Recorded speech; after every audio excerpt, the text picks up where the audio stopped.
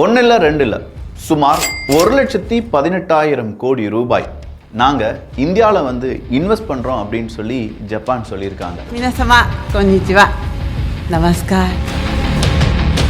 கிட்டத்தட்ட 120 புரிந்துணர்வு ஒப்பந்தம் அப்படிங்கிறது கையெழுத்தாகி இருக்கிறது. இந்த 120 ஒப்பந்தம் அப்படின்னு சொல்லும்போது கிட்டத்தட்ட 150க்கும் அதிகமான நிறுவனங்கள், அந்த நிறுவனங்களை சார்ந்த தலைவர்கள் இந்தியாவில் வந்து பேச்சுவார்த்தை நடத்தியிருக்காங்க அப்படிங்கிற ஒரு தகவல் வெளியாகி இருக்கிறது. இந்தியா, ஜப்பான் இரண்டு நாடுகளுடைய கூட்டு முயற்சி, இரண்டு நாடுகளுடைய நட்பு, இரண்டு நாடுகளுடைய டிஃபென்ஸ் சம்பந்தமான ஒப்பந்தங்கள், இதை தாண்டி இந்தியா ஜப்பானுடைய அடுத்த கட்ட பாய்ச்சல் என்னென்ன இவங்க டிஸ்கஸ் பண்ணியிருக்காங்க, இந்தியாவுக்கு அதில் எந்த மாதிரியான மாற்றங்கள், எந்த மாதிரியான நன்மைகள் இருக்குது அப்படிங்கிறது எல்லாத்தையுமே இந்த ஒரு பதிவில் பார்க்க போகிறோம். அன்பு தமிழஞ்சங்களுக்கு தமிழ் பொக்கிஷத்தின் வணக்கங்கள்.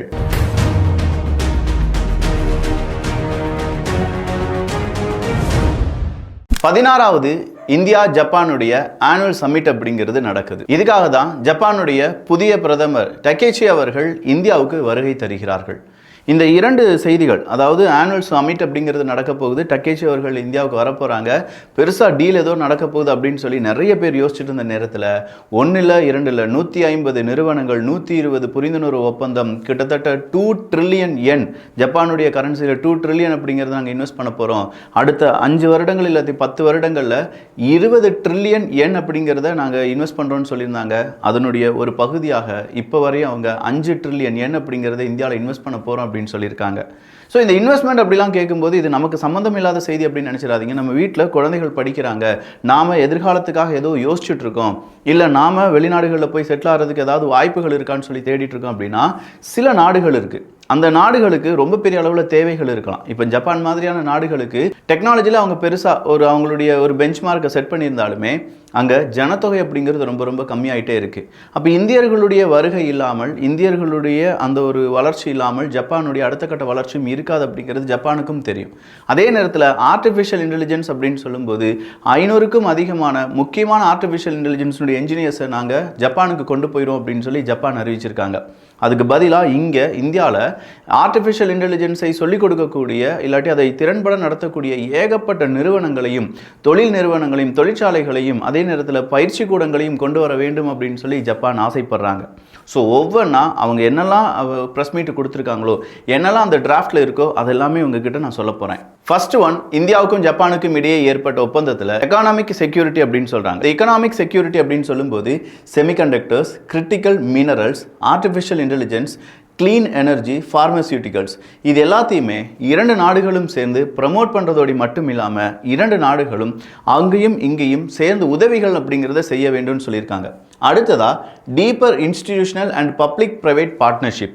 இந்த பப்ளிக் ப்ரைவேட் பார்ட்னர்ஷிப் அப்படின்னு சொல்லும்போது ஜப்பானுடைய ப்ரைவேட் நிறுவனங்கள் இருப்பாங்கல்ல, அவங்க நிறைய இந்தியாவில் வந்து இந்தியாவினுடைய அரசாங்கம் சம்பந்தமான ஏகப்பட்ட ப்ராஜெக்டில் இனிஷியேட் பண்ணுறதுக்கான வாய்ப்புகள் ஆல்ரெடி நம்ம செஞ்சுட்டு தான் இருக்கோம், எகெயின் அதை செய்ய தான் போகிறோம். ஸோ அந்த பப்ளிக் ப்ரைவேட் பார்ட்னர்ஷிப் அப்படிங்கிறது அதிகப்படுத்துவதும் டைவர்சிஃபைடு சப்ளை செயின்ஸ் அப்படிங்கிறது தான்.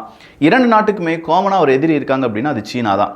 லாஸ்ட் டைம் நீங்கள் சீனாவை எடுத்து பார்த்தீங்கன்னா இந்தியாவையும் ஜப்பானையும் அமெரிக்காவையும் பழி வாங்குவதற்காக சீனா கையில் எடுத்த ஒரு ஆயுதம் என்ன அப்படின்னு கேட்டால் அவங்களுடைய கிரிட்டிக்கல் மினரல்ஸ் இருக்குது பார்த்தீங்களா, அது எதையுமே நான் உங்களுக்கு தர மாட்டேன், எங்கள் நாட்டை விட்டு நாங்கள் அனுப்பவே மாட்டோம் அப்படின்னு சொல்லி அதுக்கு பெருசாக தடை விதித்தார்கள்.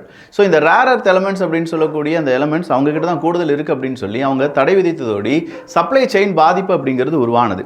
இந்த சப்ளை செயின் பாதிப்பு தான் நிறைய செமிகண்டக்டர்ஸ் இண்டஸ்ட்ரிக்கு பெரிய ஒரு பிரச்சனையாக மாறிச்சு. அதன் பிறகு கொஞ்சம் கொஞ்சமாக பேச்சுவார்த்தை வழியாக சீனாவும் சில நாடுகளும் ஒத்துக்கொண்டதின் பெயரில் இந்த ரேர் எர்த் எலமெண்ட்ஸினுடைய அடுத்த கட்ட ட்ரேடு நடந்துச்சு அப்படின்னாலும் இதே மாதிரி ஒரு சப்ளை செயின் பாதிப்பு அப்படிங்கிறது இந்தியா மற்றும் ஜப்பான் இவங்க இரண்டு நாடுகளுக்கு இடையே, இல்லை இந்த இரண்டு நாடுகள் வர்த்தகம் செய்யக்கூடிய பொருள்களுக்கு இடையே வரக்கூடாது அப்படின்னு சொல்லி இரண்டு நாடுகளும் முடிவெடுத்திருக்காங்க. ஆர்டிஃபிஷியல் இன்டெலிஜென்ஸ் ஃபீல்டில் இரண்டு பேரும் ஒன்றாக சேர்ந்து வேலை செய்ய போகிறோம் அப்படிங்கிற ஒரு புரிந்துணர்வு ஒப்பந்தம் கையெழுத்தாகி இருக்கிறது. ஃபுல் ஏஐ ஸ்டாக்காக இருக்கட்டும், ஏஐ இன்ஃப்ராஸ்ட்ரக்சராக இருக்கட்டும், அகாடமிக் லெவலாக இருக்கட்டும், அதே மாதிரி R&D partnership, talent and mobility and human resource exchanges. இந்த ஹியூமன் ரிசோர்ஸ் எக்ஸ்சேஞ்சஸ், அதே மாதிரி R&D பார்ட்னர்ஷிப், இது எல்லாமே ஜப்பானும் இந்தியாவும் சேர்ந்து செய்ய போகிறார்கள். அதற்கான கம்ப்ளீட் ரோடு மேப்பை இரண்டு நாடுகளுமே வைத்திருக்கிறார்கள் என்கிற தகவல். அடுத்த கட்டமாக ஆர்டிஃபிஷியல் இன்டெலிஜென்ஸ் இந்தியாவில் பல நிறுவனங்கள் இதன் வழியாக பயனடைவதற்கான வாய்ப்புகள் இருக்கு. ஸோ ஏஐ டெக்னாலஜி அடுத்த கட்டத்தை நோக்கி நகர்வதற்கான முக்கியமான ஒரு கையெழுத்து தான் நேற்று இந்தியாவும் ஜப்பானும் சேர்ந்து போட்டிருக்காங்க. அடுத்ததா எனர்ஜி தான். இந்த எனர்ஜி அப்படின்னு சொல்லும்போது எனர்ஜி செக்யூரிட்டியாக இருக்கட்டும், ஸ்ட்ராட்டஜிக் ஸ்டாக் பீலிங்காக இருக்கட்டும், ரிசர்வ் மெக்கானிசமாக இருக்கட்டும், கப்பல் வழியாக இந்த எனர்ஜியை டிரான்சிஸ்ட் பண்ணுறதா இருக்கட்டும், இது எல்லாத்துலேயுமே இந்தியாவும் ஜப்பானும் ஒன்றிணைந்து செயல்படும் அப்படின்னு சொல்லியிருக்காங்க. இந்த புரிந்துணர்வு ஒப்பந்தம் ரொம்ப இம்பார்ட்டன்ட். ஆல்ரெடி நான் சொன்னேன், தென்சீன கடலில் ஜப்பானுக்கும் சீனாவுக்கும் பெரும் பிரச்சனைகள்லாம் இருக்கு. சீனா இந்தியா எப்போ வேணாலும் பிரச்சனை வரலாம் அப்படிங்கிற ஒரு மென்டாலிட்டி இருந்துட்டு தான் இருக்குன்னு வச்சுக்கோங்களேன். பட் இந்த இடத்துல இரண்டு நாடுகளும் ஒன்றிணைகிறார்கள்னு வச்சுக்கோங்களேன். இந்த இரண்டு நாடுகளுக்கு ஏதாவது ஒரு நாட்டுக்கு ஆபத்து வந்தால் கூட இரண்டாவது நாடு உள்ள வரும். இந்தியாவை அடிச்சாங்கன்னா ஜப்பான், ஜப்பான் அடிச்சாங்கன்னா இந்தியா. இந்தியாவுக்கு தேவையில்லாத ஒரு பொருள் உள்ள வருதுன்னா அதை ஜப்பான் தடுக்கலாம். ஜப்பானுக்கு தேவையில்லாத ஒரு பொருள் உள்ள போகுதுன்னா அது இந்தியா தடுக்கலாம். ஸோ அந்த இடத்துல FOIP அப்படின்னு சொல்லுவாங்க, free and open Indo Pacific அப்படிங்கிறது தான். இந்த FOIP அப்படிங்கிறது வழியாக இந்தோ பசிபிக் ரீஜனில் எந்த விதமான தங்கு தடையும் இல்லாமல் இரண்டு நாடுகளுடைய கப்பலும் சென்று வருவதற்கான அந்த ரூட்டாக இருக்கட்டும், செக்யூரிட்டியாக இருக்கட்டும், இரண்டு நாடுகளுமே ஏற்படுத்த வேண்டும் அப்படின்னு சொல்லி இரண்டு நாடுகளும் சம்மதம் தெரிவித்திருக்கிறார்கள். அடுத்ததா, we will work together to strengthen trade, technology, supply chains and regional security, especially in the Indo-Pacific region அப்படின்னு சொல்றத இந்தியாவும் ஜப்பானும் சேர்ந்து சொல்லியிருப்பது இந்தோ பசிபிக் பெருங்கடல்ல ஏற்பட்டிருக்கக்கூடிய மிகப்பெரிய ஒரு மாற்றமாக பார்க்கலாம். அடுத்ததா, டிப்ளமேட்டிக் ரிலேஷன்ஷிப் அப்படிங்கிறது தான். கிட்டத்தட்ட 75 வருடங்களா இரண்டு நாடுகளுக்கும் தூதரகம் வழியான அந்த ரிலேஷன்ஷிப் அப்படிங்கிறது இருக்கு. India Japan year of shared horizon அப்படின்னு சொல்லக்கூடிய 2027 நம்ம ஒரு பெரிய விழா எடுத்து நடத்த போறோம். ஒரு கொண்டாட்டமாக இருக்க போகுது. இந்தியாவும் ஜப்பானும் 75வது வருடம் அவங்களுடைய தூதரக அளவில் உறவில் இருக்கிறார்கள். அதை கொண்டாடும் விதமாக தான் India Japan year of shared horizons அப்படிங்கிற ஒரு ப்ரோக்ராம் நடத்தப்பட போகிறது. அது 2027 நடக்கும் அப்படின்னும், 75வது எஸ்டாப்ளிஷ்மெண்ட் டிப்ளமேட்டிக் ரிலேஷன்ஷிப் அப்படிங்கிறது ரொம்ப பெருசாக இருக்கும் அப்படின்னும், life, youth, business, scholars, sports persons among others அப்படின்னு சொல்லக்கூடிய விஷயத்தில் என்கேஜ்மெண்ட் அந்த பக்கமும் இருந்து இந்த பக்கமும் இருக்கக்கூடிய பலவிதமான என்கேஜ்மெண்ட்ஸ் அப்படிங்கிறது உருவாக்கப்படும். அதாவது ஸ்போர்ட்ஸ்னா ஜப்பானில் நடக்கக்கூடிய ஸ்போர்ட்ஸ் அது இந்தியாவிலையும் நடத்தப்படுவதற்கான வாய்ப்புகளும், இங்கே இருக்கக்கூடியவர்கள் அங்கே போய் பங்கு பெறலாம் அப்படின்னு சொல்லக்கூடிய வாய்ப்புகளும் உருவாக்கப்படும் அப்படின்னு சொல்லி இந்தியா ஜப்பான் அரசாங்கம் சொல்லியிருக்கிறது. அடுத்ததா, ஃபீல்ட் ஆஃப் பேட்டரிஸ் அப்படிங்கிறது தான். நல்லா குறித்து வச்சுக்கோங்க. இந்த ஈவி உலகத்தில் பல நாடுகள் ஒன்றிணைந்து பேட்டரிஸ் அப்படிங்கிறத எப்படி உருவாக்கலாம், அப்படி உருவாக்கினா எந்த மாதிரி ஒரு ரிசர்ச் பண்ணணும், இது எல்லாத்தையுமே செஞ்சுட்டு இருக்காங்க. ஸோ ஜப்பான் இந்தியாவும் சேர்ந்து பேட்டரி மேனுஃபேக்சரிங்காக இருக்கட்டும், பேட்டரியினுடைய சப்ளை செயினாக இருக்கட்டும், அதே மாதிரி டெக்னிக்கல் கொலாபரேஷன், அது கம்ப்ளீட் 100% ஜப்பானுடைய இன்வெஸ்ட்மெண்ட் இருக்கும் அப்படின்னு சொல்கிறாங்க. ஸோ இந்தியாவிலேயே ஏகப்பட்ட பேட்டரிஸ் அப்படிங்கிறது உருவாக்க போகிறோம். ஆனால் அதனுடைய ஒரு ஃபண்ட் அப்படிங்கிறத ஜப்பான் போடுறதுக்கு தயாராக இருக்கிறோம் அப்படிங்கிற ஒரு நம்பிக்கையை ஜப்பான் அரசாங்கம் கொடுத்திருக்கிறார்கள். அடுத்ததாக, ஃபார்மாசூட்டிக்கல் அண்ட் மெடிக்கல். இந்த ஃபார்மாசூட்டிக்கல் அண்ட் மெடிக்கல் அப்படின்னு சொல்லும்போது R&D, capacity building, B2B linkage and joint venture, API and keys starting materials அப்படின்னு சொல்லியிருக்காங்க. ஸோ இந்த இடத்துல இந்த ஃபார்மாசூட்டிக்கல் அப்படின்னு சொல்லும்போதே ஏகப்பட்ட பிரச்சனைகள் அப்படிங்கிறது இந்தியா சந்தித்து வந்தது. இருமல் மருந்து நல்லா ஞாபகம் இருக்கா? அந்த நேரத்தில் முதல் நாடா அதை தடுத்தது அப்படின்னு சொல்லும்போது ஜப்பானும் அதில் ஒரு நாடு தான். ஸோ இந்த இருமல் மருந்து மட்டும் இல்லை, இன்னும் பல மருந்துகள் பல நாடுகளில் கள்ளச்சந்தையாக வரும்போது இந்தியா தான் நிறைய நாடுகளுக்கு உதவி செஞ்சுருக்காங்க. உலக நாடுகளுடைய டாக்டர்ஸ் ஹப் எது அப்படின்னு கேட்டால் இந்தியா தான் நாங்கள் சொல்லுவோம். அதே மாதிரி மெடிக்கல் ஹப் எதுன்னு கேட்டாலும் நாங்கள் இந்தியா தான் சொல்லுவோம்னு சொல்லிட்டு இருந்த நாடுகள் திருது பண்ணி பார்த்தா இந்தியாவின் மீது ஒரு குற்றமை வைத்தார்கள், அதாவது அந்த இருமல் மருந்திலிருந்து. ஆனால் ஜப்பான் அந்த குற்றத்தை வைக்கவில்லை. ஜப்பான் சொன்னது இதிலிருந்து இந்தியா ரிகவர் ஆயிடுவாங்க அப்படின்னு சொல்லி. அப்படிப்பட்ட ஜப்பான் நம்ம கூட சேர்ந்து இந்த pharmaceutical and medical device sectors அப்படிங்கிறதுல இன்வெஸ்ட்மெண்ட் பண்ணுறோம் அப்படின்னு சொல்லியிருக்காங்க. Next one, geology and mineral exploration அப்படிங்கிறதும் அடுத்ததாக இருக்கக்கூடியது India Japan cooperative biogas for growth initiative அப்படிங்கிறது தான். இந்த பயோகேஸ், அதாவது ஆர்கானிக் ஃபெர்டிலைசர் ப்ரொடக்ஷன்லேருந்து carbon credit generation, R&D and demonstration projects, இது எல்லாத்தையுமே இரண்டு நாடுகளும் ஒன்றாக செய்ய போகிறார்கள். அது இல்லாமல் க்ளீன் எனர்ஜி அப்படிங்கிறத இரண்டு நாடுகளும் அடுத்தடுத்த லெவலுக்கு கொண்டு போகிறாங்க. அடுத்ததா, Bharat Gen technology foundation and national institute of informatics NIA of Japan, அதே மாதிரி IIT பாம்பே, இவங்க இரண்டு பேரும் சேர்ந்து LLM, இப்போ ChatGPT எடுத்துகிட்ட ஒரு ஃப்ரேம் ஒர்க் இருக்குல்ல, இந்த LLM மற்றும் AI research ecosystem, AI capabilities, researchers and student exchanges அப்படிங்கிறதெல்லாம் நடத்த போகிறோம் என்கிற அறிவிப்பை கொடுத்துருக்காங்க. நெக்ஸ்ட் ஒன் ரொம்ப இம்பார்ட்டன்ட், இந்தியாவினுடைய ஏஐ மிஷின் அண்ட் மெட்டி, அது ஜப்பானுடைய ஏஐ மிஷின் வச்சுக்கோங்களேன். இந்த இந்தியா மற்றும் ஜப்பானுடைய ஏஐ இக்கோசிஸ்டத்தை கனெக்ட் பண்ண போகிறாங்க அப்படின்னு சொல்லியிருக்காங்க. ஸோ ஆர்டிஃபிஷியல் இன்டெலிஜென்ஸ் அப்படிங்கிறது ஒவ்வொரு நாடும் தனித்தனியாக தான் இருக்கும். அவங்களுடைய கோர் வேணால் கனெக்ட் பண்ணாமல் இருக்கலாம், ஆனால் அதனுடைய ப்ரோட்டோடைப் அப்படின்னு சொல்லும்போது பல நாடுகளை கனெக்ட் பண்ணி அதில் இருக்கக்கூடிய எரர்ஸ், அதில் இருக்கக்கூடிய டேட்டாஸை இந்த ஏஐ நிறுவனங்கள் படித்துக் கொள்வார்கள்.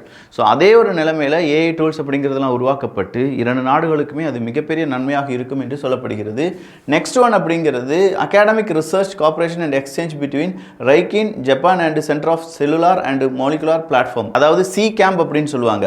இதில் லைஃப் சயின்ஸாக இருக்கட்டும், டீப் டெக் அண்ட் பயோடெக்னாலஜியாக இருக்கட்டும், research and startup orientation இன்னோவேஷனாக இருக்கட்டும், இங்கே எல்லாத்துலேயுமே மாணவர்களுக்கும் வேலை செய்யக்கூடிய நபர்களுக்கும் பாலமாக செயல்படுவதற்கு ஜப்பான் தயாராக இருக்கிறார்கள் என்றும் இந்தியாவிலேயே நீங்கள் இதெல்லாம் படித்துக்கொள்ளலாம் அப்படிங்கிற தகவலும் வெளியிடப்பட்டிருக்கிறது.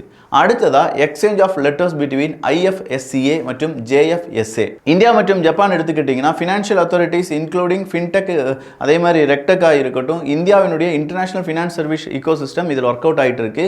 ஸோ இதில் இந்த fintech, regtech and market regulations அப்படிங்கிறது ஜப்பானையும் சேர்த்து அடுத்ததாக என்ன செய்யலாம் அப்படிங்கிற முயற்சியில் இந்திய அரசாங்கம் ஈடுபட்டிருக்கிறார்கள் என்கிற தகவல் வெளியாகி இருக்கிறது.